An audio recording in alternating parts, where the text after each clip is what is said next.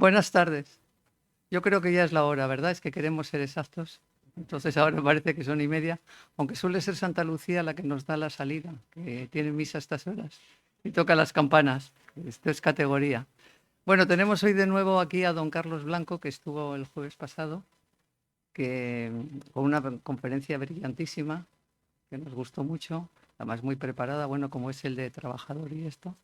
Y entonces hoy pues continúa la segunda parte de la conferencia, la completa, y estamos deseando escucharla. Entonces, el currículum, como ya lo vimos el jueves pasado, pues simplemente 4 pinceladas. Una, su grandísima formación, ingeniero de telecomunicaciones, físicas hiciste, ¿no? Físicos, y luego además Business Administration. Es que el inglés no es lo mío, pero bueno. Entonces, esa es su formación. Y respecto a sus trabajos, bueno, pues has trabajado en España, en la ITT, bueno, especialista en las fibras ópticas, ¿no? Aparte de en España, has trabajado también en Estados Unidos, en Virginia.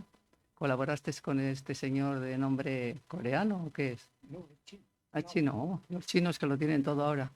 Esto, pues, ha colaborado con él que lo... ¿qué dices? FIFA. ¿Vas alto? Es que estoy un poco ronca. A ver, entonces colaboró con el profesor Cao, que luego le dieron el premio Nobel de Física, ¿verdad? Y bueno, luego también has escrito libros, has hecho cantidad de colaboraciones de revistas y bueno, has sido profesor de la universidad y en la actualidad eres emérito también de la universidad, ¿no? Bueno, pues entonces nos va a dar la segunda parte de la conferencia y luego necesita un poquitín más de tiempo, entonces preguntas, salvo que sea pues muy necesaria la pregunta, igual la suspendemos, ¿no? Recordar que esto se está transmitiendo por streaming y entonces pues hay mucha más gente de la que está aquí. En realidad la gente que lo ve por streaming es muy superior a la que es presencial, ¿no? Pues muchas gracias, Carlos. Yo me bajo. Hasta luego, ¿no? Pues nada, muchas gracias, María Asun, por tu presentación. Como les ha comentado María Asun, hoy, el otro día me quedé un poquito corto, hoy voy a tratar de ir también deprisa y voy a tratar de cubrir lo más que pueda. No obstante, por las transparencias que tengo, me he dado cuenta que se me van a quedar algunos de los temas que les planteé el día pasado, se me van a quedar en el tintero. Pero es inevitable porque materialmente es que no tengo tiempo. Bueno, vamos a empezar. El día pasado se acordarán que estuvimos hablando de que había diferentes tipos de horas astronómicas. Llegamos inclusive a identificar 6 tipos distintos de horas astronómicas. Hoy vamos a ver qué diferentes tipos de horas civiles, las horas que utiliza la gente habitualmente, ha habido a lo largo de la historia. Las principales horas civiles. Las horas civiles más importantes a lo largo de la historia han sido 1. Las horas babilónicas, 2. Las horas italianas, 3. Las horas alemanas francesas, que son las que utilizamos habitualmente nosotros ahora, 4. Las horas orientales, chinas y japonesas, y 5. Las horas decimales francesas. Voy a ir un poquito rápido. Veamos cuáles eran las unidades de tiempo en Mesopotamia y para ello vamos a mostrar un calendario babilónico. No se asusten, que lo único que pretendo con este calendario es que vean ustedes cómo llamaban los tiempos, las unidades de tiempo, los mesopotámicos comparados con las nuestras. El minuto para ellos lo llamaban us y tenía una duración de 4 minutos nuestros. La hora la llamaban beru y tenía una duración de 2 horas. El día lo llamaban inmu y tenía 24 horas, como así les dije el día pasado, nos lo transmitió Heródoto en su historia. El mes lo llamaban aru y tenía, como el nuestro, 30 días. Y el año se llamaba satu y tenía 12 meses. Entonces, si el otro día se acuerdan, les escribí una ecuación, que era la ecuación más importante de la aritmética babilónica, que era que 12 por 30 era igual a 360. Pues aquí tienen cómo realmente lo que nos está diciendo es que un inmu tiene 12 verus, 12 horas de 30 us, de 4 intervalos de 4 minutos y hacen en total 360 intervalos. Es decir, el día los mesopotámicos lo dividían en 360 intervalos de 4 minutos. Y aquí nos vuelve a aparecer otra vez la misma ecuación. Un satu, que es un año, tiene 12 meses de 30 días, total 360. Verán que esta ecuación nos vuelve a aparecer reiteradamente a lo largo de la conferencia. Aquí ahora no nos vamos a entretener en ello, en leer que este calendario nos está diciendo que son las 9 horas y 8 minutos del día 7 de julio. Las horas babilónicas comenzaban con la salida del sol. Fíjense bien en esto porque luego en las próximas que vamos a ver verán que son de otra manera. Las horas italianas. Las horas italianas fueron una variación de las horas convencionales europeas y fueron concebidas por los italianos para ayudar a las personas que acudían en peregrinación a Italia. Los italianos llamaban a las horas europeas, a las horas nuestras, las llamaban horas ultramontanas, del otro lado de los Pirineos, ¿no? Las horas italianas comenzaban en el crepúsculo, fíjense la diferencia. Las mesopotámicas empezaban al amanecer y estas empezaban en el crepúsculo, cuando ya había poca luz, unos 3/4 de hora después de la puesta del sol. El interés de estas horas era informar de cuánto tiempo de luz quedaba hasta la llegada del crepúsculo. Esta información era valiosa en las labores diarias, pero su verdadera utilidad era para los peregrinos, quienes deberían buscar alojamiento antes de que se les echara la noche encima. De ahí su nombre de horas peregrinas. Los relojes tenían solo una manilla, y en Italia, país de abundantes peregrinaciones, son muy frecuentes este tipo de relojes de horas italianas. Para entender un poco el concepto del crepúsculo, les voy a enseñar 2 fotografías que son tomadas por mí el 30 de octubre. Aquí tienen cómo estaba Roma el día 30 de octubre, un día 30 de octubre, a las 17 horas 45 minutos, que es la hora del crepúsculo astronómico en Roma ese día.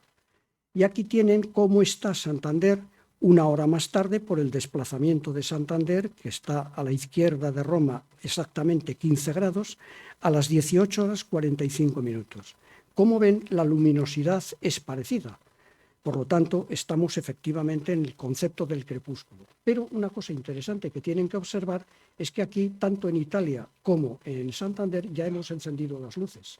¿Qué significa eso? Significa que en la Edad Media, que no tenían electricidad y no podían encender la luz, a la hora del crepúsculo ya prácticamente no se veía nada. Con lo cual era el momento en que los italianos decían: se ha terminado el día, vamos a cenar y nos vamos a la cama porque ya no se puede hacer mucho más. Por eso el día terminaba con el crepúsculo. Veamos algunos relojes de horas italianas en Roma. Este que ven ustedes aquí es un monumento que lo han visto estos días reiteradamente con la elección del Papa. Como ven, aquí es la fachada de San Pedro en el Vaticano y hay 2 relojes. Este que tienen aquí es de horas ultramontanas, es decir, de horas europeas, y este que tienen aquí es de horas italianas. En Castel Gandolfo es una localidad de Italia que está a 18 kilómetros de Roma y donde pasan el veraneo los papas. El Papa Gregorio XIII, les dije en la conferencia anterior, que había instalado un observatorio astronómico muy importante para hacer la reforma del calendario. Bueno, pues en Castel Gandolfo, si ven, el reloj que está encima del balcón del Palacio de Castel Gandolfo también es de horas italianas. En la Piazza Navona en Roma, en Sant'Agnese in Agone, tienen ustedes también otro reloj de horas italianas. En Santa Trinidad dei Monti, en Piazza de España, tienen ustedes otro reloj de horas italianas. En la parte trasera de la nave principal de San Pedro, es decir, esto es, digamos, la trasera de la nave principal de la Basílica de San Pedro, este reloj que tienen aquí también es de horas italianas. ¿Y en España? ¿Tenemos algún reloj de horas italianas en España? Pues miren, Burgos es una ciudad que está situada en el Camino de Santiago y ha recibido muchos peregrinos en el pasado y realmente, efectivamente, tenían un reloj de horas italianas. Está en el Ayuntamiento de Burgos. Veamos ahora un poco cómo vemos las horas italianas. Vamos a ver el cálculo de la hora italiana y las horas restantes de luz en los relojes de Valadier de 1785 en la fachada de San Pedro. Los 2 relojes que les he mostrado antes fueron construidos por el arquitecto Valadier. Aquí tienen el reloj ultramontano y aquí tienen el reloj de horas italianas. Estas dos fotografías las tomé yo el 30 de octubre del año 23 y ese día el crepúsculo era a las 17:45, es decir, a las 6 menos cuarto de la tarde. La hora ultramontana, la pueden ver aquí, eran las 7:45 de la mañana.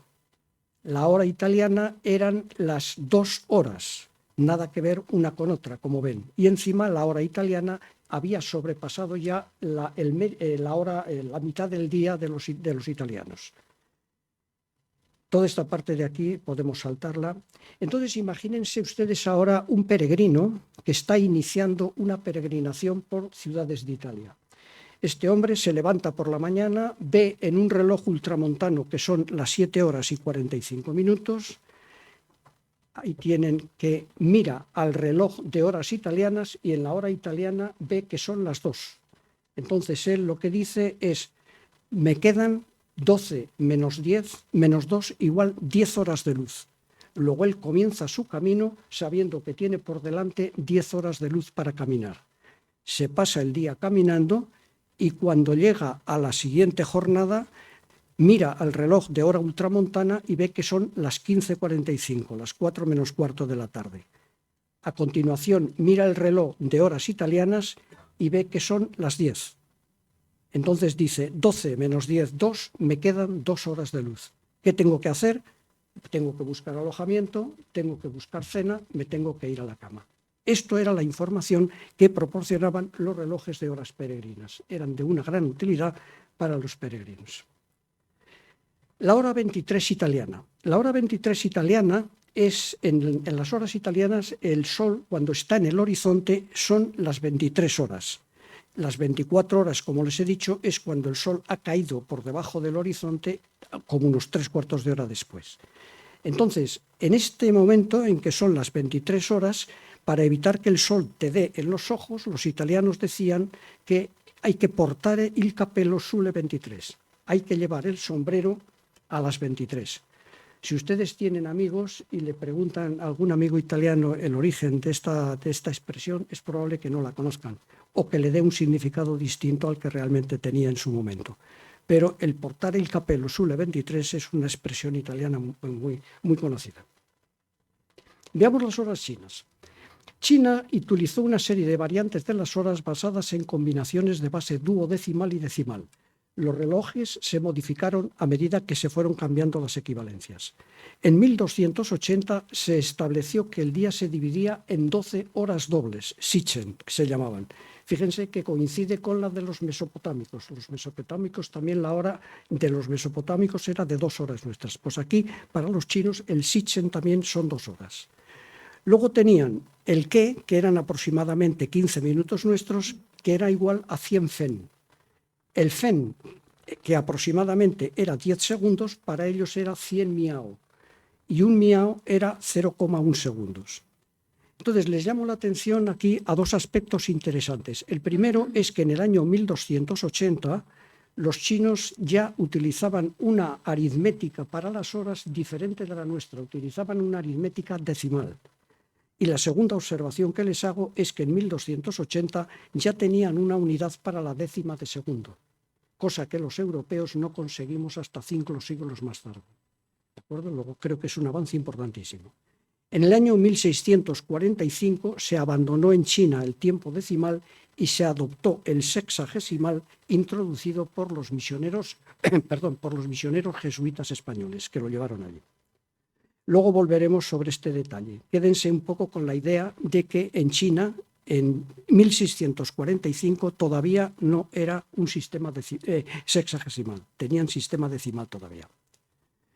Las horas decimales francesas. El 5 de octubre de 1793, la Asamblea aprobó el calendario revolucionario de división del tiempo, de tal manera que un día tenía 10 horas, una hora tenía 100 minutos y un minuto tenía 100 segundos. Y el año tenía 360 días de 12 meses de 30 días. Fíjense ustedes que nos vuelve a aparecer otra vez la misma ecuación, 12 por 30 igual a 360, pero 4.000 años después de que la crearan en Babilonia. Es decir, la Academia Francesa, el 5 de octubre del 73, adopta la misma ecuación. 12 por 30 igual a 360. Lo más interesante aquí que les va a llamar la atención es que el mes, en vez de tener 4 semanas, tenía 3 décadas de 10 días. Y precisamente eso fue difícil de aceptar. Entonces, el calendario revolucionario fue progresivamente rehusado y definitivamente fue abolido a finales del año 1805. Tuvo una vigencia solo de 12 años. La semana de 10 días sin descanso dominical, como les he dicho, la semana era de 10 días, provocó un fuerte rechazo. La adopción de este calendario hubiera significado cambiar todos los relojes de Francia y hacerlos incompatibles con el resto de los relojes europeos, que posiblemente no hubiéramos cambiado, claro.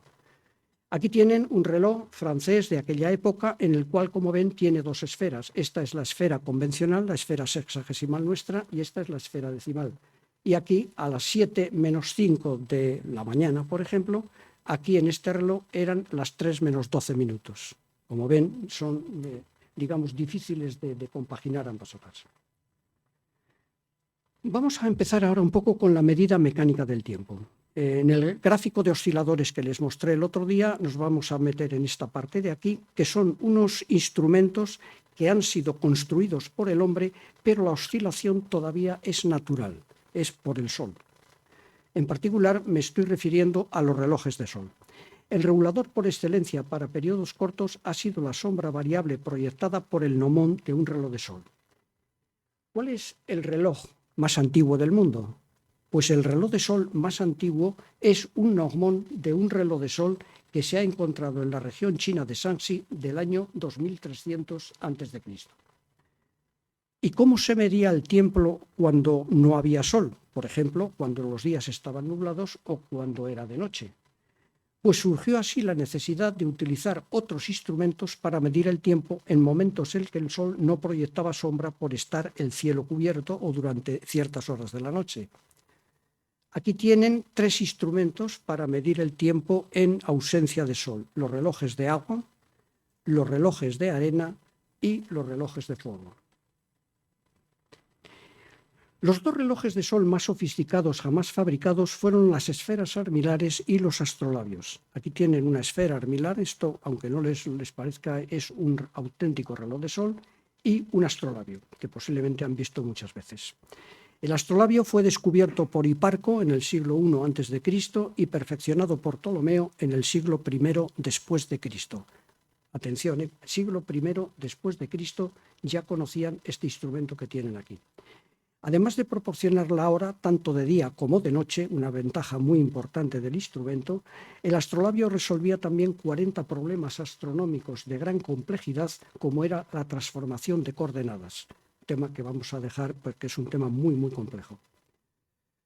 Los componentes de un astrolabio, aquí los tienen. Aquí tienen la lámina de un astrolabio. Fíjense ustedes la enorme cantidad de curvas y de información que almacenaba un dispositivo como este. El inconveniente mayor que tenía este aparato, el astrolabio, era que para poder manejarlo había que realmente tener unos muy buenos conocimientos de astronomía esférica, cosa que en la Edad Media muy poca gente podía permitirse eso, porque el grado de analfabetismo estamos hablando que era del orden del 95%. Luego se pueden imaginar que el acceso al conocimiento para manejar este instrumento era muy, muy escaso.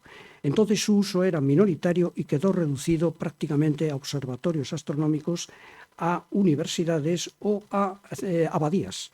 Las abadías cistercienses y las abadías benedictinas conservaron durante mucho tiempo el instrumento porque lo necesitaban para llamar a los monjes a las oraciones, en lo que se denominaban las horas canónicas, que son estas curvas que ven ustedes aquí.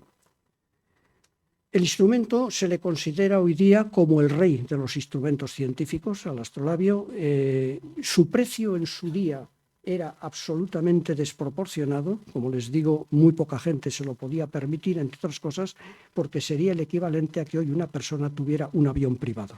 Lo que se pueden imaginar que era muy poco accesible. Otros montajes de relojes de sol, aquí tienen el montaje en columna, que se le llama también el montaje de Pastor, el semiesférico, que es de origen romano, el cilíndrico, el de arco, el cilindro con alema, y he incluido el esférico del jardín de Piquio, porque evidentemente ahí tienen ustedes un reloj excelente. Los relojes de sol pronto se empezaron a disminuir su tamaño, a hacerles portables, con objeto de poder saber qué hora era, sobre todo para los viajeros. Y entonces aquí tienen, por su gran versatilidad y eficacia, fueron miniaturizando y permanecieron en uso durante muchos siglos. Aquí tienen una serie de ejemplos. Este es un reloj de sol romano del siglo III, un reloj de sol de altura del siglo XV, una dipticha de Nuremberg del siglo XVI, un ecuatorial de Estrasburgo de 1550, un ecuatorial de interior, un anillo astronómico francés de 1750, un anillo equinoccial del Reino Unido 1830 y finalmente el dipleidoscopio de Dent. Sería interesantísimo que ahora dedicáramos un rato a explicarles a ustedes cómo fueron evolucionando estos instrumentos y por qué. Porque lógicamente cuando un instrumento cambia de forma hay alguna razón que hace que vaya cambiando, pero no puedo detenerme, tendríamos que dedicarle media hora al tema. Pero sí nos podíamos hacer una pregunta interesante. ¿Qué precisión tenían estos instrumentos?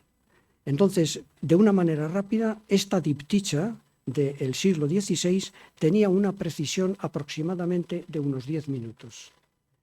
Este otro anillo equinoccial que ven aquí del Reino Unido tenía ya una precisión de 1 minuto. Y este otro reloj de sol que ven aquí tenía una precisión de 1 segundo.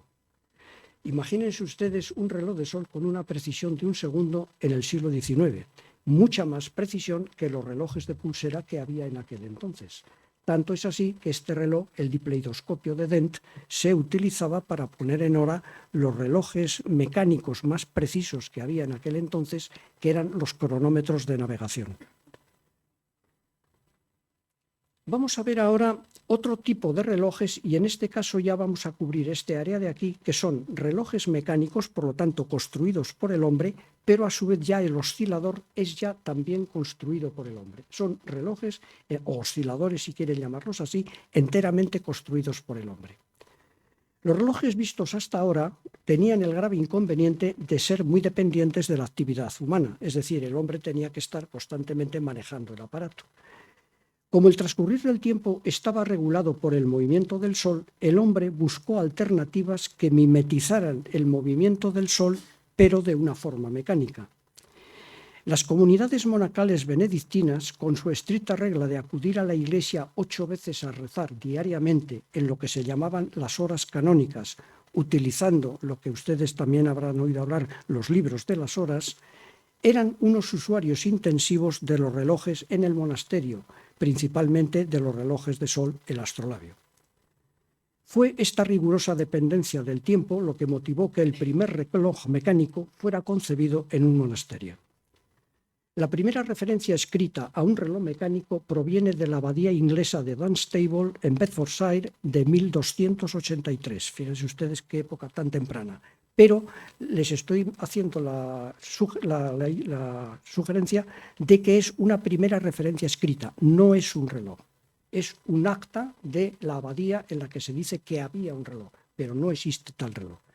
En la Catedral de Salisbury, en el Reino Unido, se conserva el que se considera el reloj más antiguo que se conoce en el mundo, de 1386.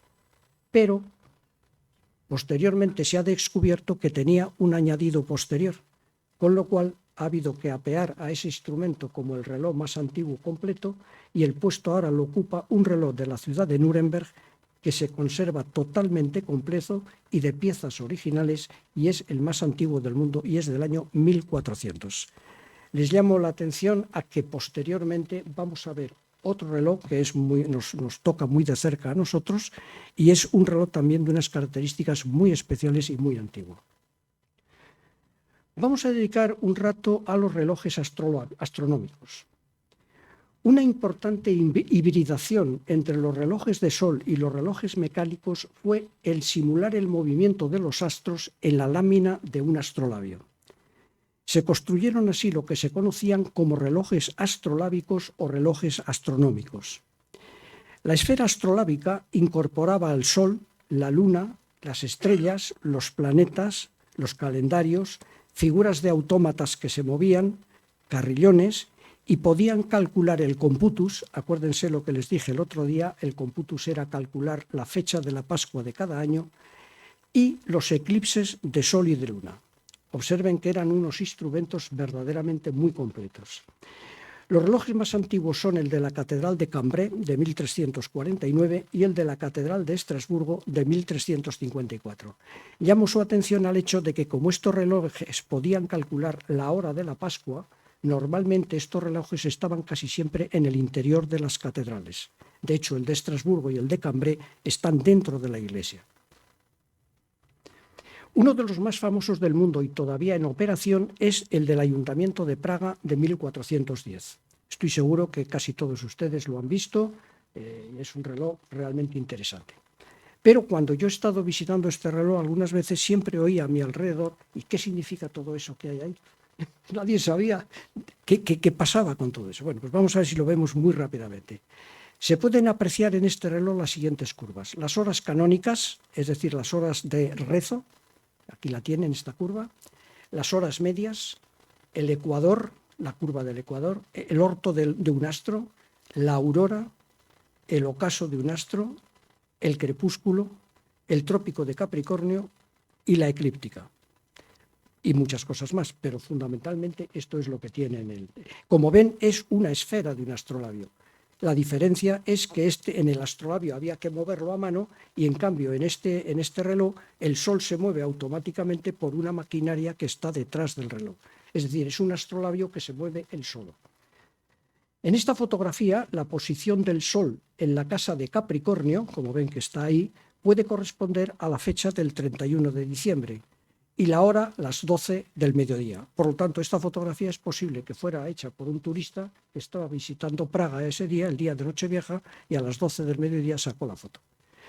La luna y el sol están en cuadratura, como ven, forman un ángulo. No están alineados. Si estuvieran alineados, sería una indicación de que se aproximaba un eclipse.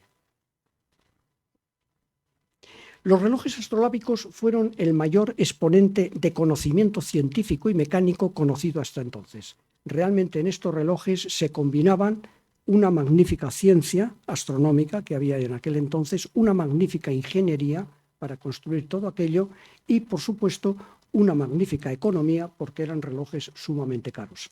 De hecho, se ha comparado y se ha dicho que hoy día, por ejemplo, construir un reloj como esto sería el equivalente de lanzar un satélite al espacio. No todo el mundo tiene ni la capacidad técnica, ni la capacidad científica, ni la capacidad económica para hacerlo. Un tema muy interesante es que durante el diseño de estos sofisticados relojes se puso en evidencia un aspecto relacionado con el Anno Domini calculado por Dionisio Exiguo que les mencioné el día pasado. Como han visto en estos relojes están el Sol y la Luna. El Sol y la Luna están girando en el astrolabio. Y el otro día les comenté que la Luna tiene unos ciclos, lo que se llaman los ciclos metónicos, que hacía que 235 ciclos metónicos fueran lo mismo que 19 años solares. Por lo tanto, al diseñar los engranajes del Sol y de la Luna para girar dentro del reloj, tenían que acudir a los ciclos metónicos. Al acudir a los ciclos metónicos desempolvaron las teorías de Dionisio Exiguo y se dieron cuenta que Dionisio Exiguo se había equivocado al calcular la fecha del nacimiento de Cristo. Es decir, el nacimiento de Cristo de Dionisio Exiguo había dicho que era en el año 753 y mejores cálculos dijeron que realmente el nacimiento podría haber sido en el 746. Claro, esto para la Iglesia fue un contratiempo importante, porque evidentemente la Iglesia se quedaba sin una referencia importantísima. Entonces la Iglesia pudo tomar dos alternativas, o hacer modificaciones o dejarlo como estaba. Si hacía modificaciones, tenía que hacer cambios en unos documentos que se habían sido datados con la era diocleciana y por lo tanto había que modificar eso. Pero la Iglesia de Alejandría, la Iglesia oriental de Alejandría, se opuso a eso porque precisamente lo que Dionisio Exiguo estaba buscando era alejarse de la era diocleciana, como les dije que había sido un persecutor de los cristianos, y dejarlo en el año Domini. Entonces la Iglesia dijo, dejemos las cosas en paz, no lo toquemos y ¿qué más nos da? Lo que nosotros ahora tenemos que ser conscientes es que cuando decimos, por ejemplo, que, pues yo, por decir algo, que Constantinopla cayó en el año 1453, en el año Domini de 1453, tener en cuenta que ese año se correspondía no con el 753, sino 746. Claro, desde un punto de vista romántico nos es muy bonito el decir, hombre, el año del nacimiento de Cristo, cuando era un bebé, en el portal de Belén, en una canastilla y tal. Pues bueno, pues no. El año Anno Domini es cuando ya Jesucristo tiene entre 4 y 7 años y vive en Nazaret. Pero, digamos, es un dato que no tiene mayor trascendencia. El Anno Domini, el 753 de este hombre, de Dionisio Exiguo, quedó consolidado en Europa en el año 731 por Beda el Venerable y a partir de esa fecha se ha venido utilizando regularmente. Los relojes astrolábicos se exhibían como muestra de poderío económico y administrativo de las ciudades. Algunos fueron financiados por donantes particulares. La arrogancia de algunos de los donantes llegó a tal extremo que en la Edad Media circuló la leyenda de que se llegó a cegar a algunos de los artesanos que los construyeron para evitar que pudieran ser reproducidos en otro lugar. Esto dio origen a la leyenda del relojero ciego, que habrán oído ustedes hablar. Los relojes astronómicos fueron perdiendo su atractivo astronómico y en la época de la Ilustración se les despreciaba y eran motivo de comentarios jocosos, comparándolos con teatros de marionetas o con carruseles infantiles. No se les mantuvo, se oxidaron y muchos de ellos perecieron vendidos como chatarra. Sin embargo, también hay que decir que en algunas ciudades de Europa se han mantenido estos relojes, el de Estrasburgo que hemos comentado, el de Praga y todavía en Múnich en particular tienen un magnífico reloj que es una cabalgata, y en Colonia tienen también otro reloj magnífico en el cual es una cabalgata de los Reyes Magos. Veamos algunos relojes domésticos. Aquí tienen un desarrollo que se hizo en los relojes domésticos para compensar la desigual fuerza del muelle en los relojes, y esto hizo que los relojes tuvieran un tamaño bastante grande. De hecho, si se dan cuenta, parece una bola este reloj, y de hecho se les llamaba relojes cebolla, porque tenían la forma como de una cebolla. Y luego se hicieron unos magníficos ejemplares, lo que se llaman relojes de capilla o relojes tabernáculo, en lo cual los alemanes hicieron verdaderas maravillas. Aquí tienen uno de Innsbruck del año 1560 y otro de Augsburgo del año 1600. Llamo su atención a estos dos ejemplares porque nos van a aparecer posteriormente en otra parte de la conferencia. El péndulo. La llegada del péndulo supuso un notable impulso a la precisión en la medida del tiempo. Atribuida su invención a Leonardo da Vinci, su aplicación a los relojes fue obra de Huygens en 1657. La llegada del péndulo permitió incorporar a los relojes la manilla de los minutos y la manilla de los segundos y dividir el tiempo con una granularidad hasta entonces desconocida. La llegada del péndulo realmente hay que verla como un elemento trascendental en la historia del tiempo porque la sociedad cambió a raíz de la llegada del péndulo. Se empezó a ver que el tiempo contenía un componente que se llamaba el segundo, que pasaba muy rápidamente y empezó a dar origen a aquella frase que se dice el tiempo es oro. Es decir, de alguna manera espabiló, entre comillas, a la sociedad y se dio cuenta de que el tiempo era un elemento importante.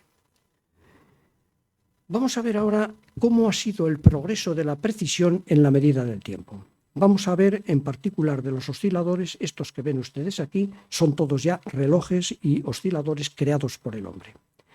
El progreso hacia la exactitud en la medida del tiempo. Desde muy temprano, las sociedades tuvieron la necesidad de dar solución a tres problemas fundamentales. Uno, la determinación de la hora, lo más exactamente posible.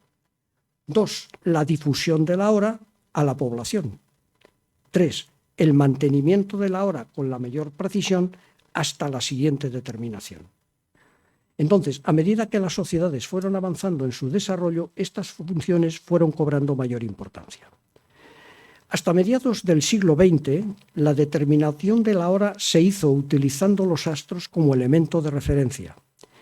En la antigüedad, esta determinación se hizo observando la culminación del Sol en meridianas, esto lo hemos comentado el día pasado, aquí tienen la meridiana de Santa María degli Angeli, es decir, cuando el Sol pasaba por aquí, por la meridiana, eran las 12 en punto, o posteriormente la hora se estableció observando la culminación del Sol o de una estrella en los teodolitos de los observatorios astronómicos. Como ven, la función es la misma, lo que pasa es que aquí con este aparato se puede apreciar muchísimo mejor el paso del Sol por los hilos del teodolito.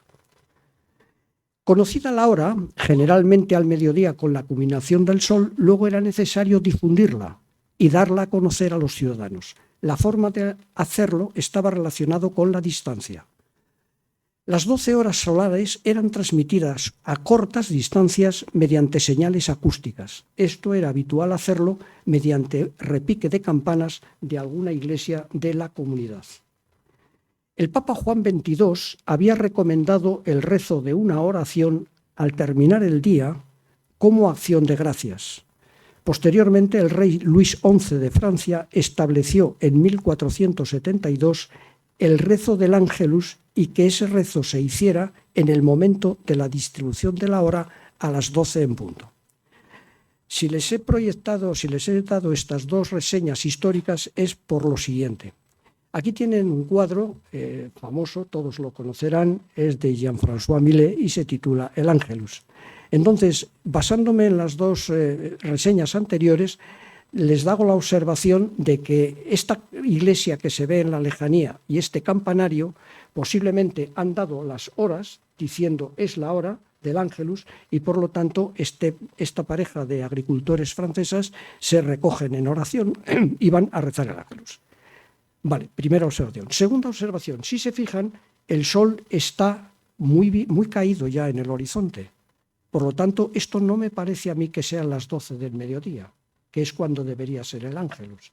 Esto más bien parece que es una oración en la caída de la tarde, es decir, en la parte correspondiente al Papa Juan XXII. Por tanto, es posible que Juan Millet o nos dijera que era el Ángelus porque él quiso hacerlo de esa manera, o quizá debía haber incluido en el cuadro que era oración a la caída de la tarde, acción de gracias en la caída de la tarde. La difusión de la hora. Cuando la distancia a cubrir ya no era corta, de campana, sino una distancia mayor, la difusión de la hora se hacía mediante el disparo de un cañón, lo que se conocía como el cañón del mediodía. Tal es el caso de la ciudad del Cabo, en Hong Kong también se hace, Niza, Halifax, San Petersburgo, etc.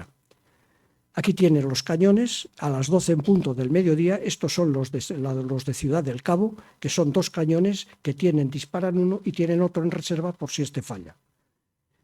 Este es el cañón del mediodía de Ciudad del Cabo y aquí tienen otro reloj que es el Mittagskanone, que se llama, que está en el Deutsches Museum. Cuando la distancia a cubrir era todavía mayor, se hacía mediante procedimientos ópticos, por ejemplo, mediante la caída de una bola en un reloj, que podía observarse en la distancia mediante un catalejo. Esta bola se la conocía con el nombre de bola del tiempo, time ball en inglés. Aquí tienen el observatorio de Greenwich y su bola, y aquí tienen el reloj de la Puerta del Sol y su bola. El reloj de la Puerta del Sol, la caída de la bola, era simplemente una campanada óptica a las 12 del mediodía diciendo ahora son las 12. Veían caer la bola con un catalejo y sabían qué hora era. 4. Finalmente, cuando la distancia era muy grande, por ejemplo a nivel nacional o internacional, la distribución de la hora se hacía mediante impulsos eléctricos en cables o señales de radio. El procedimiento funcionó perfectamente mientras las precisiones requeridas en los relojes no superaron el milisegundo por día. Luego verán qué es eso del milisegundo por día. Y el alcance no era mayor de 300 kilómetros.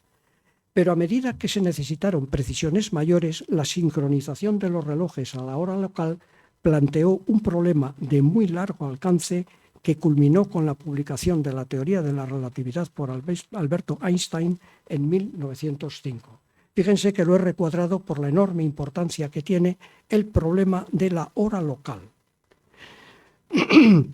Aquí tienen un reloj. El otro día les comenté que este reloj mío que tengo aquí es un reloj que se pone todos los días radiocontrolado por una estación que está aquí en el centro de Alemania, en Frankfurt. La estación se llama Mainflingen y todos los días a las 4 de la noche emite sus radiaciones, este reloj. Entonces nosotros, por ejemplo, en Madrid o aquí en Santander, el reloj se pone en hora. Entonces la pregunta que les hago hoy, ¿está mi reloj sincronizado con el reloj de Mainflingen? Bueno, vean que hay una distancia entre Frankfurt y Madrid, puede haber una distancia de 2.500 kilómetros.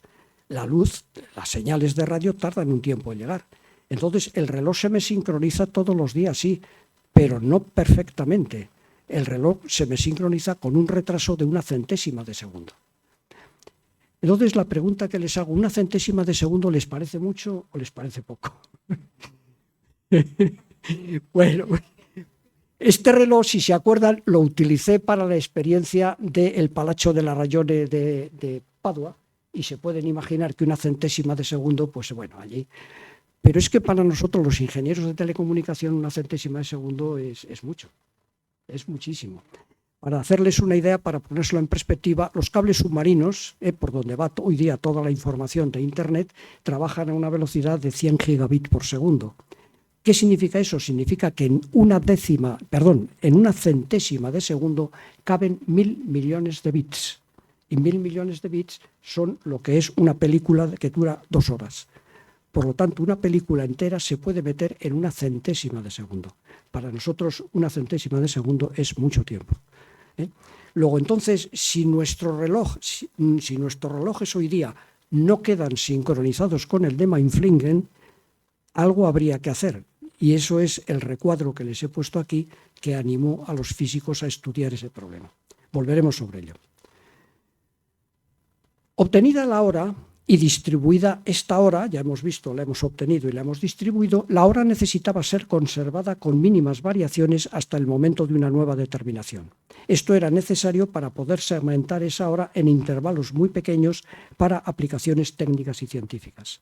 Fue pues necesario desarrollar unos relojes de alta precisión para guardar esa forma de hora inalterable y se les conoció como guardatiempos o reguladores. En la cronometría electromecánica, el límite se consiguió con una combinación de relojes maestros y esclavos. Aquí tienen el reloj eléctrico mecánico, el último que se construyó, el más avanzado de todos, es del año 1920 y fue construido por Short. Entonces, en este reloj es un péndulo que vibra solamente, no tiene engranajes, no tiene nada, es un péndulo oscilando libremente. Y luego tienen un reloj esclavo, que es el que recibe las señales del péndulo, y ese sí tiene ya engranajes y esferas. Los engranajes y esferas en los relojes lo único que introducen es inexactitud. En cambio, el péndulo aquí oscilando libremente no tiene ninguna irregularidad. Por eso era la combinación de péndulo libre y reloj mecánico. La precisión en términos técnicos es 10 elevado a la menos 8 segundos y eso significó que era la primera vez en el mundo que se conseguía una precisión de 1 milisegundo al día. Antes les he dicho lo del milisegundo, aquí lo tienen. ¿Qué significaba 1 milisegundo al día? Que ese reloj solamente variaba 1 segundo cada 3 años. Vean que para una tecnología electromecánica es un logro verdaderamente importante. Los hitos más importantes en la cronometría de precisión fueron el reloj de diapasón, 10 elevado a la menos 8. Este número verán que es el que nos da la precisión. El reloj de cuarzo, 10 elevado a la menos 8, comparable. El reloj molecular, 10 elevado a la menos 8, comparable. El reloj atómico de Ceso, 10 elevado a la menos 16. Hemos multiplicado por 8 veces, 8 órdenes de magnitud, la precisión. El reloj atómico de rubidio, 10 elevado a la menos 17, y el reloj atómico de estroncio, que son los que tenemos hoy día, de precisión 10 elevado a la menos 18. Este último reloj tiene una variación de 0,5 segundos en 15.000 millones de años, que es toda la vida del universo.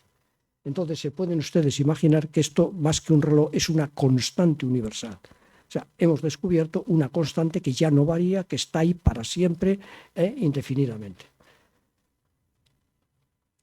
¿Cómo es y cómo ha sido el progreso de la precisión? Pues aquí tienen una curva que nos da esta precisión y desde los relojes más primitivos, estos eran las clepsidras de agua que hemos visto antes, que tenían una precisión de 10 elevado a la menos 2, hasta los relojes atómicos de ahora, que tienen una precisión de 10 elevado a la menos 18, hay un incremento de 16 órdenes de magnitud.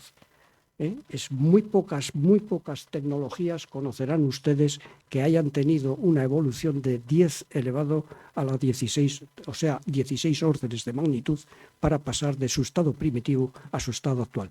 La otra que yo tengo es la que les presenté en otra conferencia que di aquí, que era la velocidad de cálculo, que es todavía más impresionante que esta, por cierto. Allí en los órdenes de magnitud son 20 órdenes de magnitud. Y una pregunta. ¿Tiene sentido seguir ampliando estos valores de precisión? Es decir, ¿esta curva va a seguir creciendo hacia arriba? Bueno, vamos a ver.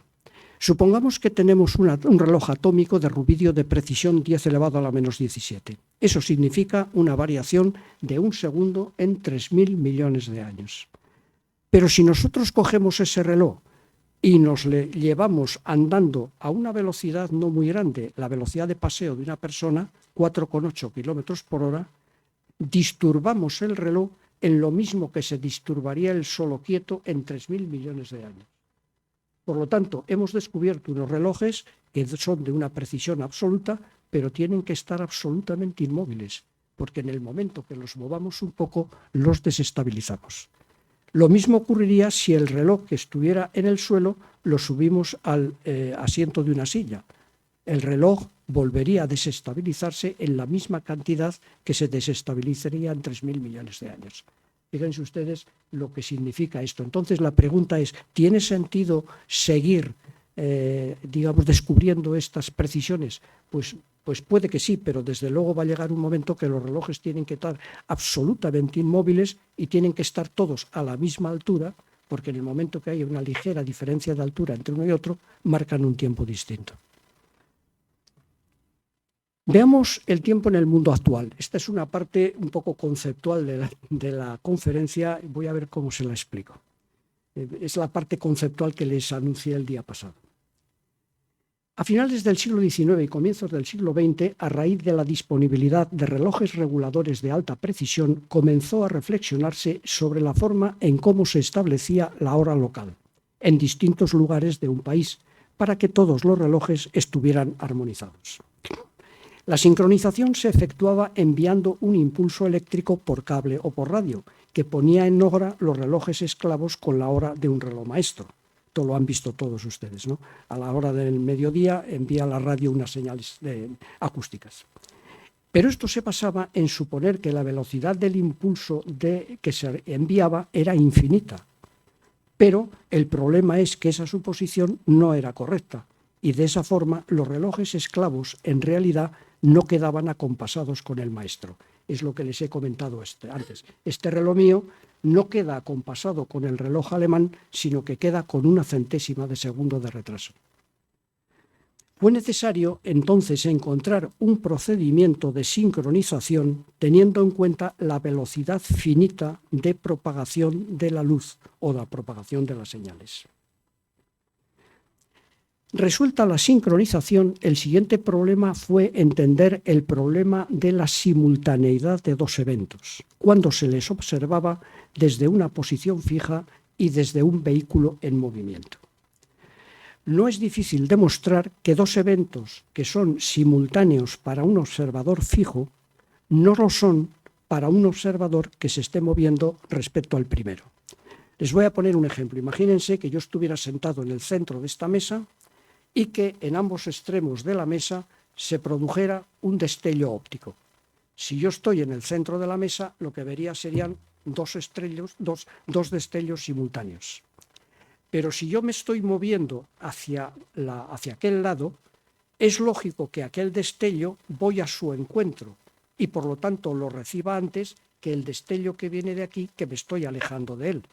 Por lo tanto, si yo me estuviera moviendo, lo que yo vería sería primero un destello y luego el otro. Luego, fíjense que el concepto de simultaneidad ha cambiado de estar yo fijo a estar en movimiento.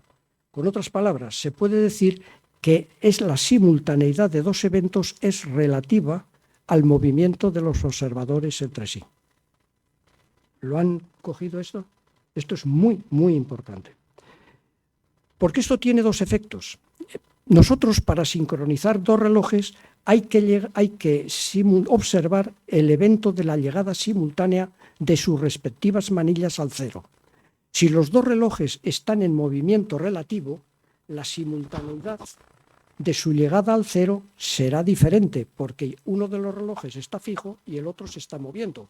Los dos están simultáneamente a cero, pero la simultaneidad hemos dicho que es distinto para uno en movimiento y para uno fijo. Por lo tanto, los dos relojes marcarán horas diferentes. Segundo efecto. Si nosotros queremos medir la longitud de un objeto en movimiento, nosotros imagínense que tenemos aquí una regla y yo en esa regla mido simultáneamente los dos extremos de la regla y me da una longitud. Si esa regla se está moviendo y yo mido los dos extremos de la regla, simultáneamente me dará una longitud. Pero como la simultaneidad de la regla fija y la simultaneidad de la regla moviéndose no es la misma, las longitudes de la regla fija y de la regla moviéndose serán distintas. Estos son los conceptos de la teoría de la relatividad que empezó a ser estudiado por físicos del siglo XX, de principios del XX, Lorentz, Fitzgerald, Poincaré, Einstein, etc., ¿no? Finalmente, Alberto Einstein publicó en el año 1905 su teoría de la relatividad especial, en la que cuantificaba este problema de la simultaneidad y en la que estableció dos resultados que, en forma de sentencias populares, dicen: los relojes en movimiento atrasan y los objetos en movimiento se acortan. Un profesor de universidad lo resumía así: si delante de nosotros pasara a gran velocidad una persona fumando un cigarrillo, el cigarrillo se reduciría a un punto, pero estaría ardiendo una eternidad. Es una muy buena definición de lo que pasa con el efecto relativista. La publicación de la teoría de la relatividad sacudió fuertemente los cimientos de la física clásica, ya que sus conclusiones entraban en contradicción directa con el sentido común. Eso hizo que inicialmente fuera rechazada y que su aceptación progresara muy lentamente. En lo que al tiempo se refiere, el siguiente ejemplo muestra lo sorprendente de sus conclusiones, comparadas con las del sentido común. Presten atención. Estudio del caso de una nave espacial y un observador terrestre. Supónganse un observador en tierra y supónganse una nave espacial que está pasando por encima a una velocidad como el 60% de la velocidad de la luz. Una velocidad muy rápida. La nave y el observador sincronizan sus relojes, como hemos estado comentando. Además, el reloj de la nave produce unos impulsos a razón de un impulso por segundo que por radio son enviados y mostrados en el reloj de tierra. Y la nave sigue su camino. Tiempos en la nave espacial y del observador terrestre. Al cabo de un tiempo, la nave espacial llegará a un cierto punto. Y entonces la pregunta es: ¿qué hora marcarán los relojes en ese instante? Para simplificarles la cosa, yo he convertido los microsegundos en horas, pero el efecto es el mismo. El observador en tierra, su reloj ve que marca las 5 de la tarde. El reloj de la nave espacial marca las 4. El observador fijo, mediante un telescopio, mira y dice: pues yo veo que el reloj de la nave marca las 2:30. Y el reloj de los impulsos eléctricos marca las 2. Como ven, tenemos 4 tiempos para un evento único. Se pueden ustedes imaginar que cuando Alberto Einstein explicaba estas cosas, los físicos de comienzo del siglo XX se llevaban las manos a la cabeza diciendo: pero qué locura es esta, qué física es esta. Entonces podrán entender que efectivamente la teoría de la relatividad penetrara muy despacio, muy lentamente. Y la pregunta clave: ¿cuál de las 4 horas es la correcta? Pues las 4 son las correctas, no se las hubiera puesto si no hubiera sido así.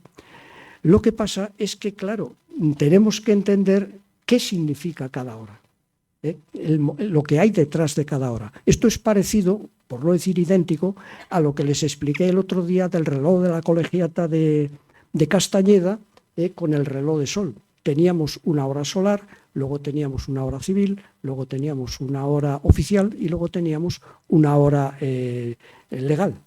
Pues aquí ocurre lo mismo, tenemos 4 horas, las 4 son válidas, pero realmente hay que entender lo que significa cada una y cómo se pasa de una a otra. Aquí los efectos que estamos viendo son, aquí es el efecto de la dilatación temporal relativista, aquí es el efecto de la simultaneidad relativista y aquí es el efecto de el efecto Doppler relativista transversal. Dejemos todo eso. Pero en fin, cojan un poco la idea de la confusión que esto creó en el mundo de la física. El tiempo, que desde la más remota antigüedad había sido considerado como un ente absoluto, no dependiente de ninguna eventualidad exterior, ahora se encontraba con que podía dilatarse si la velocidad con la que se desplazaban los cuerpos era sustancial. Posteriormente, en 1915, Einstein publicó su segunda teoría de la relatividad general, en la que se demostraba que el tiempo podía también dilatarse por la presencia de otro elemento adicional, que era la fuerza de la gravedad. Fue necesario añadir un nuevo adagio a los 2 anteriores. Los relojes situados en campos gravitatorios intensos atrasan. Si bien la teoría de la relatividad no desciende en ningún momento a definir el concepto del tiempo, sus conclusiones sobre el comportamiento del mismo revolucionaron la física a partir de entonces. Numerosos científicos continuaron investigando este peculiar comportamiento del tiempo y obteniendo conclusiones sorprendentes que responden a algunas de las preguntas con las que iniciábamos esta conferencia, si se acuerdan el otro día. Por ejemplo, en 1916, Carl Schwarzschild, utilizando las ecuaciones de Einstein, determinó el campo que se producía en puntos próximos a la superficie de una esfera de materia uniforme. Surgió así lo que se conoce como el radio de Schwarzschild y una singularidad donde el campo gravitatorio se hace infinito. Pero si el campo gravitatorio se hace infinito, el tiempo se dilatará también hasta el infinito, lo que haría que el tiempo se detuviera. ¿Se acuerdan que les puse que una de las preguntas era ¿se podría detener el tiempo? Pues aquí ven que efectivamente el tiempo se puede detener si el campo gravitatorio es infinitamente intenso. Otra forma de detener el tiempo sería viajar a una velocidad igual a la de la luz. Pero ahora imagínense ustedes como viajeros viajando a la velocidad de la luz o sometidos a un campo gravitatorio infinito. Se pueden imaginar que es absolutamente inconcebible para el ser humano. En 1939, Oppenheimer demostró que si un viajero pudiera llegar a atravesar el radio de Schwarzschild en un cuerpo celeste, el tiempo terminaría para él. Este sería el final del tiempo. ¿Se acuerdan también que esta era una de las preguntas que planteábamos? Hawking publicó varias investigaciones en las que emitía la hipótesis de que el nacimiento del tiempo se produjo en el momento del Big Bang, hace ahora 15.000 millones de años. Luego ya sabemos cuándo ha nacido el tiempo y qué edad tendría nuestro tiempo. Y en 1974, unos científicos australianos publicaron el descubrimiento de unas partículas que podrían viajar a una velocidad superior a la de la luz, taquiones los llamaron. De ser eso así, se podría revertir el sentido del tiempo y éste transcurriría hacia atrás, con lo que podría enviarse información al pasado.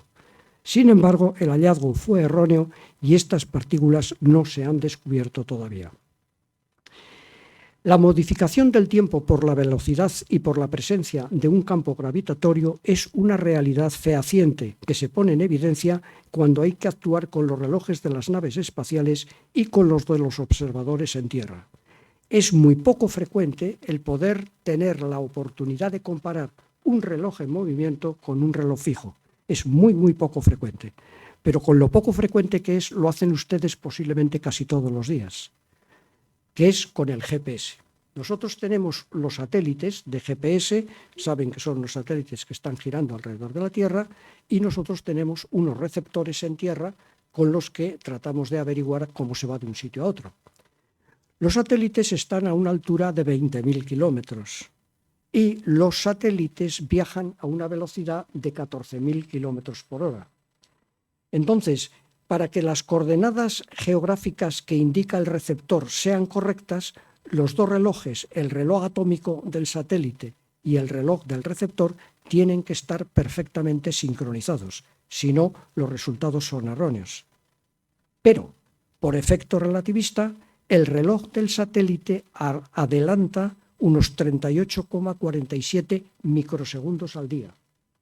Y eso es algo que no podemos hacer nada para evitarlo, exceptuando que cuando nosotros cargamos los relojes atómicos en los satélites, les modificamos la marcha para que retrasen 38,47 microsegundos al día. El retraso que yo le meto más el adelanto que va a tener luego se compensan uno con otro y los dos relojes marchan exactamente a la misma velocidad y por lo tanto dan unos resultados correctos en el navegador. Esto es lo que les estaba comentando y aquí tienen la ecuación con la que se hace este cálculo de estos 38,47 microsegundos. Aquí tienen el efecto de la altura, R, 20.000, y el efecto de la velocidad, 14.000 kilómetros por hora. Los tres cambios de paradigma en el concepto del tiempo. A modo de recapitulación, estos tres serían los cambios de paradigma fundamentales que ha experimentado el tiempo a lo largo de la historia. El descubrimiento de la ecuación del tiempo, que se la he visto ya en la conferencia pasada. Esta ecuación fue el instrumento que permitió pasar del tiempo solar al tiempo mecánico. La introducción del péndulo en los relojes, la llegada del péndulo aceleró notablemente la vida de la sociedad, y la publicación de la teoría de la relatividad por Einstein y determinó que el tiempo de carácter absoluto pasó a ser un tiempo que se dilataba con la velocidad y la gravedad. Bueno, como veo que me han seguido, ahora voy a meterles una cosa que les va a gustar mucho más. Veamos el tiempo en el arte. Todos estos comentarios que voy a hacer ahora de obras de arte que vamos a ver aquí, los tienen mucho más ampliados y mucho más detallados en los libros que les he comentado antes, en los libros de historia del tiempo. A lo largo de la historia, el tema del tiempo ha sido tratado profusamente en el arte como un tema de inspiración para los artistas. Pero a diferencia de escritores y pensadores, los artistas han dispuesto de muchos menos grados de libertad para representar el carácter abstracto del tiempo y han tenido que recurrir a representarlo mediante símbolos, atributos, signos y alegorías. A continuación iremos desvelando la manera como los artistas, en forma de mudos testigos de la historia, nos han ido transmitiendo las interpretaciones que sus contemporáneos hacían del sutil e inmaterial concepto del tiempo. Testimonio más antiguo de la presencia del tiempo en el arte. Aquí tienen un sarcófago romano en el que se representa la boda de Peleus y Tetis. Es un sarcófago del año 350 después de Cristo y el reloj de arena que ven aquí, si se fijan, lo tiene el dios Morfeo en sus manos. Es, como digo, la representación del tiempo más antigua que se tiene en el arte. El conocimiento del tiempo como símbolo de la sabiduría. Aquí tienen el reloj de la sabiduría, una obra de Heinrich Scheuze, es un místico alemán, es uno de los libros más importantes sobre mística publicado en Alemania y donde ven ustedes cómo se observa la asociación de la sabiduría al conocimiento de la medida del tiempo. Si se fijan, aquí tienen un reloj mecánico, otro, aquí tienen un enorme astrolabio, otra serie de relojes solares y relojes mecánicos. Luego asocia Heinrich Scheuze, asocia la sabiduría con el conocimiento del tiempo. La imagen del reloj de bolsillo más antigua del mundo es esta que ven aquí, es de un retrato de Cosme I de Medici, es un cuadro de Maso de San Friano alrededor de 1560. Fíjense ustedes el tamaño del reloj, en el año 1560. Dos visiones mecanicistas del tiempo. Aquí tienen una representación de la metáfora de Nicolás de Resme, la metáfora de los relojes, que no la he citado ni la puedo citar porque lo apurado que vamos de tiempo. Y aquí una visión un poco cómica, si quieren, de una serie de relojes que marchan todos, cada uno a su manera, ¿no? Visiones simbolistas del tiempo. Ustedes saben que Bruegel y Rubens hicieron 5 cuadros famosos sobre los sentidos. el sentido de la vista, el sentido del olfato, el sentido del oído. Este en particular es el sentido de la vista. Y entonces, ¿qué hicieron estos dos pintores para introducirnos en el concepto de el sentido de la vista? Pues poner instrumentos científicos. Aquí ven una estrella almilar, una esfera almilar, aquí ven un compás de reducciones, o sea, instrumentos científicos. ¿Por qué? ¿Por qué se les ocurrió poner a Bruegel y a Rubens estos instrumentos como símbolo de la vista? Pues porque los instrumentos científicos tienen unas graduaciones muy finas para las cuales hace falta tener muy buena vista para saber exactamente lo que marca el aparato. Esa es la razón por la cual Bruegel pintó esto así. El cuadro, por cierto, está en el Museo del Prado, este cuadro, y los otros 4. El tiempo como símbolo de estatus real. Aquí tienen ustedes el cuadro famoso de Carlos V y su esposa Isabel de Portugal.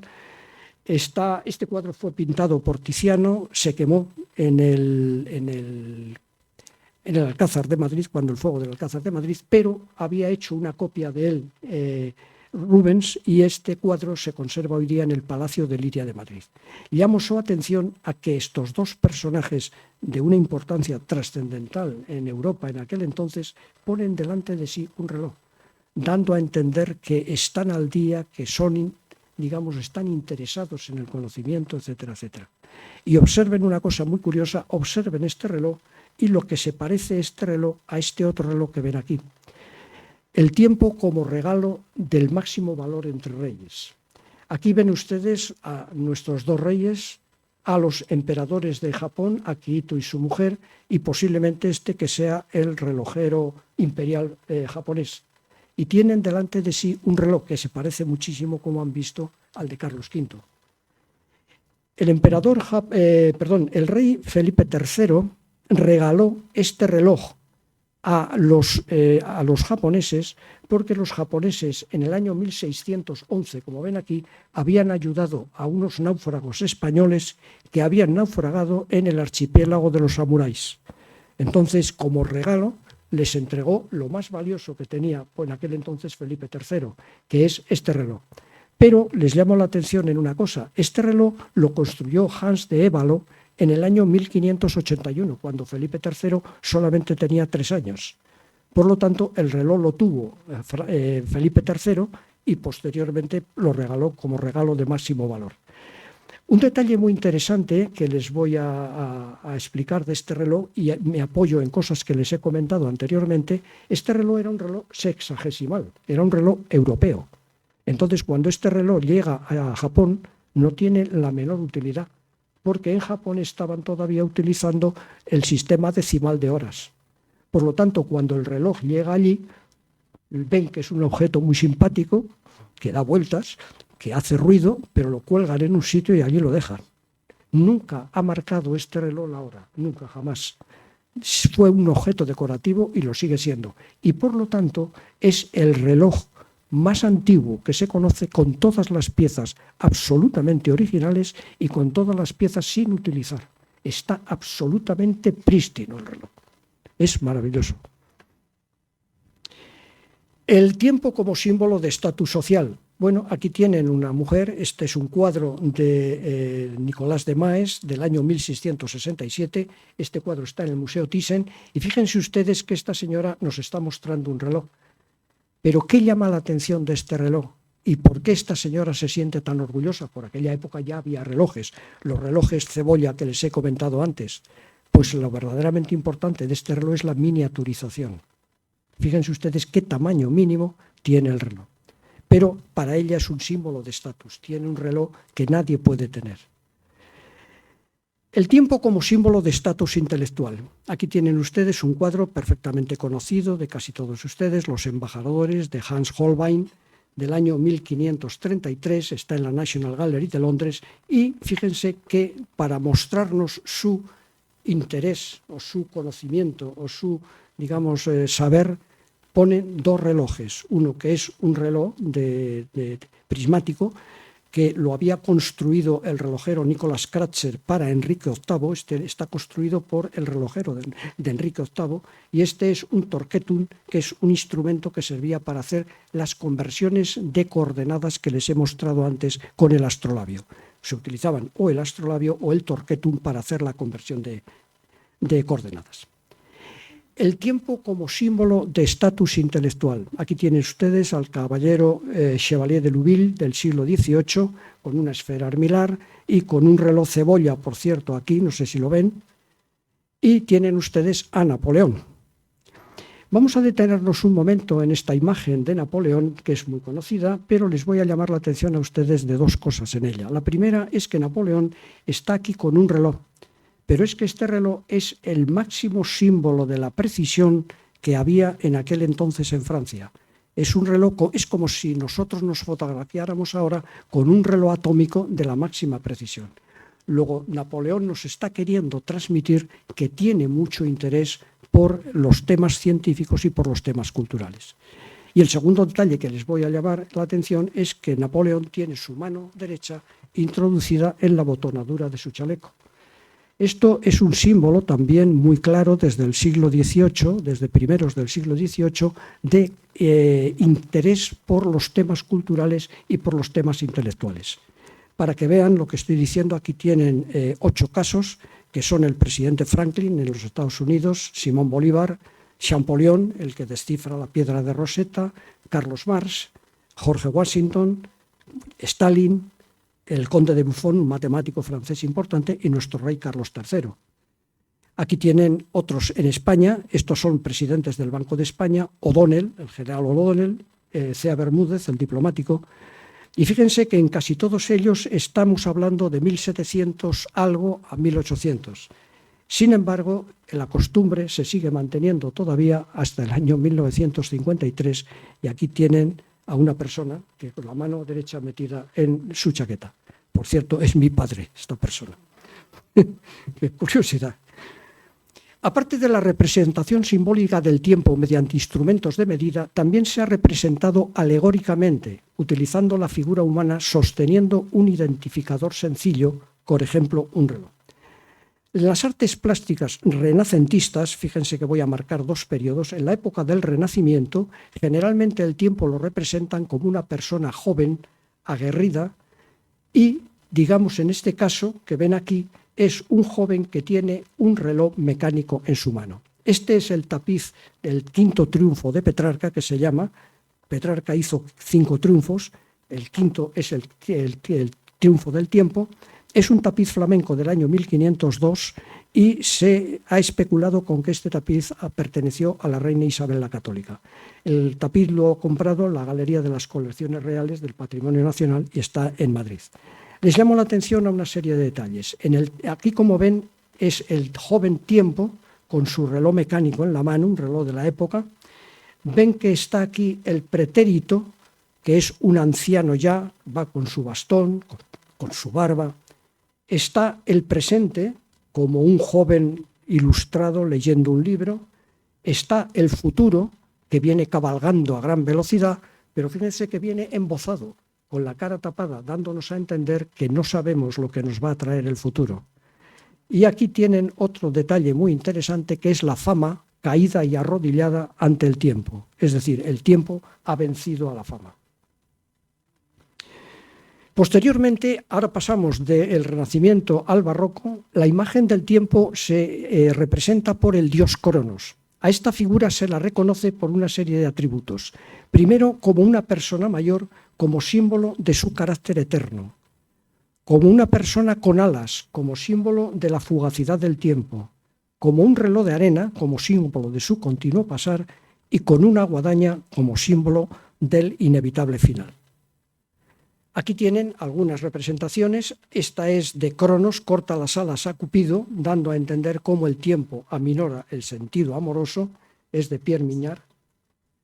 El tiempo y las vanidades humanas. Este es un cuadro magnífico de Antonio de Pereda, un barroco español, en el cual el tiempo, si se fijan, no conserva más que las alas y el reloj de arena.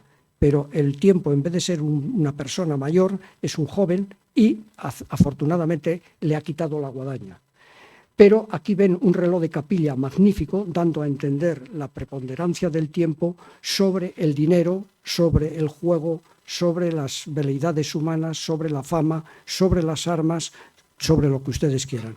Pero al final todo termina con una vela apagada y 4 calaveras. El efecto del transcurrir del tiempo en las personas. Estas imágenes son interesantísimas. Les voy a referir muy brevemente esta, la de el tiempo gobernado por la prudencia de Tiziano, donde se ven a 3 personajes, uno que mira hacia la derecha, hacia el futuro, otro que es una persona adulta que está mirando de frente y una persona mayor que está mirando hacia el pasado. Y a su vez tiene los símbolos que en aquel entonces se utilizaban para la juventud, un perro con ganas de aprender, el león como símbolo de la fortaleza de los adultos y el lobo como símbolo de la soledad de las personas mayores. El tiempo del transcurrir, el efectos de transcurrir el tiempo en las cosas. Aquí tienen el tiempo humeando un grabado. Es un cuadro, un poco una caricatura de William Hogarth, en la cual se ve cómo el tiempo, con sus alas y con su guadaña, está ahumando un cuadro y de paso está destrozando el cuadro con la guadaña. El espíritu de constante innovación que ha caracterizado siempre a los artistas plásticos se dejó sentir con mucha intensidad cuando trataron de adaptar sus obras a los descubrimientos de la ciencia a principios del siglo XX. Termino enseguida. Características del tiempo que nunca habían sido consideradas anteriormente por rebasar todos los conceptos tradicionales comenzaron a aparecer en la pintura moderna a partir de entonces. Ideas como el nacimiento y el final del tiempo, el tiempo detenido, la simultaneidad espacio-temporal, la flecha del tiempo, la cuarta dimensión o la elasticidad del tiempo fueron recogidas por los artistas con verdadera ingeniosidad. Aquí tienen 2 imágenes, una el nacimiento del tiempo y otro el tiempo final. El tiempo detenido, un cuadro que es difícil, muy difícil de interpretar, es un cuadro un poco, si quieren, un poco, no sé, simbolista, y el único elemento que nos está diciendo que aquí se puede hacer referencia al tiempo detenido es este reloj, que está cayendo. Ustedes saben que cuando un reloj está cayendo, está sometido a gravedad cero y por lo tanto el reloj se pararía. De acuerdo entonces a eso, sí podríamos decir que es tiempo detenido.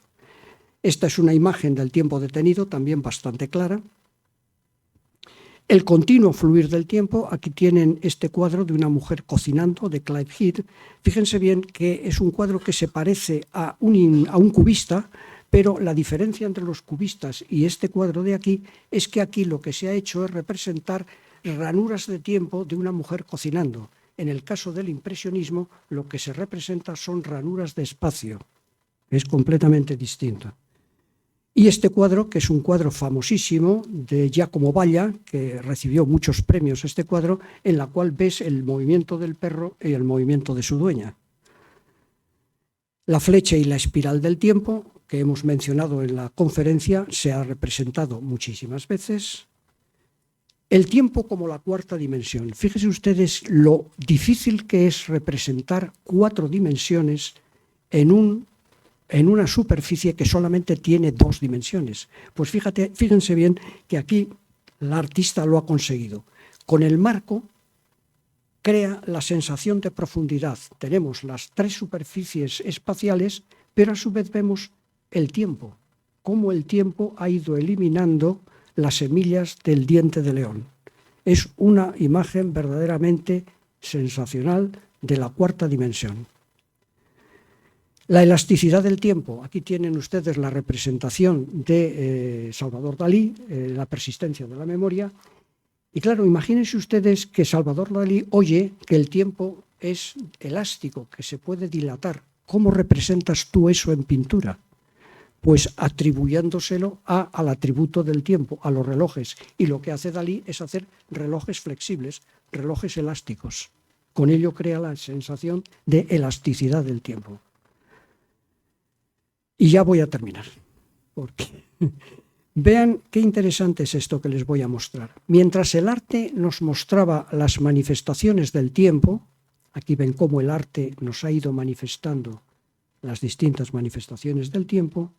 El tiempo nos estaba mostrando las manifestaciones del arte, desde Altamira, pasando por Pompeya, Velázquez y hoy día el cubismo.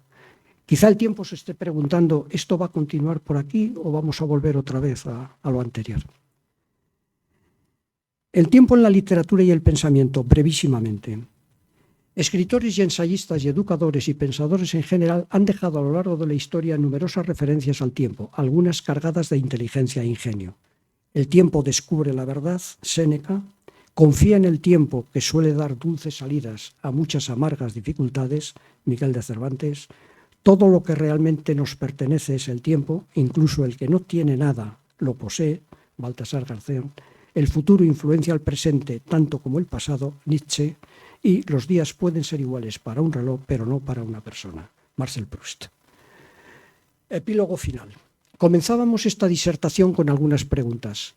¿Nos queda alguna por responder?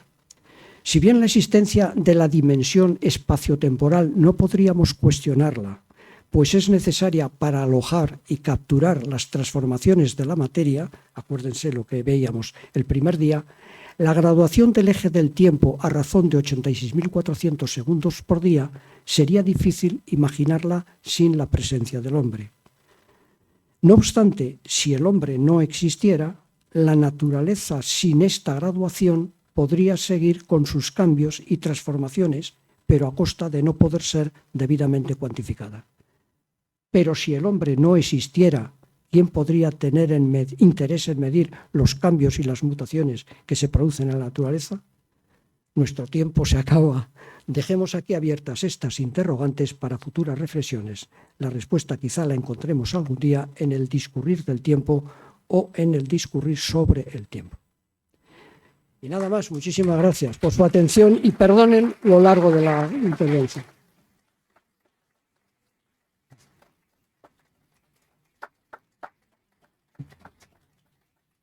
Muchas gracias.